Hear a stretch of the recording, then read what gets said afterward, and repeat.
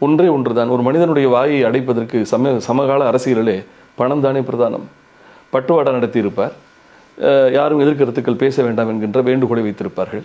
1-2 பேர் அதை மீறி பேச வேண்டும் என்று நினைத்திருந்தால் கூட அவர்களுக்கு அந்த வாய்ப்பு நிச்சயம் மறுக்கப்படும் என்று நான் நினைத்தேன். அந்த அடிப்படையில் ஒற்றுமை குறித்து பேசுவார் என்று எதிர்பார்க்கப்பட்ட மூத்த சட்டமன்ற உறுப்பினர், 9 முறை சட்டமன்றத்தில் வெற்றி பெற்றவர், அம்மா காலம் தொடங்கி இன்றைக்கு வரை அதிமுகவினுடைய நலம் விரும்பியாக இருக்கக்கூடிய திரு செங்கோட்டையன் அவர்களுக்கு பேசுவதற்கு வாய்ப்பு தரப்படவில்லை.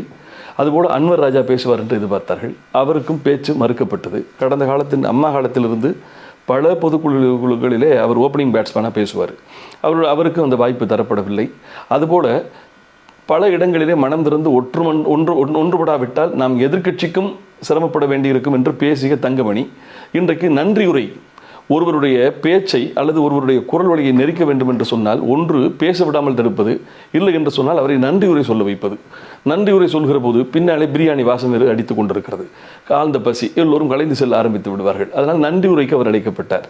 அப்போ எடப்பாடியினுடைய யுக்தி, இந்த கூட்டத்தை கூட்டி என்னால் நியமிக்கப்பட்ட நீங்களும் உங்களால் நியமிக்கப்பட்ட நானும் ஒன்றாக இருக்கிறோம் என்பதை ஒரு தோற்றத்தை உருவாக்குவதற்காக அவர் மிகச்சிறப்பப்பட்டு மிக அதீதமான செலவுகளை செய்து அவர் திட்டத்தில் வெற்றி பெற்றிருப்பதாக அவர் கருதுகிறார். இவையெல்லாம் தற்காலிக சந்தோஷங்கள், ஒரு சுய இன்பம், ஒரு சுய மகிழ்ச்சி, அது எடப்பாடிக்கு தரப்படுமே தவிர அவர் தோல்வியின் பிராண்டு. புரியுதாங்களுக்கு? 10 தேர்தல் பழனிசாமி என்கின்ற அடைமொழி மக்கள் தந்திருக்கும் பட்டம். அதிலிருந்து அவரை வானகரத்தில் நடந்திருக்கக்கூடிய இந்த முகஸ்துதிகளும் புகழுரைகளும் பொய்களும் அவரை மீட்டெடுக்காது, அவரது அரசியலை வெற்றி பாதைக்கு திரும்புவதற்கு வாய்ப்பே கிடையாது.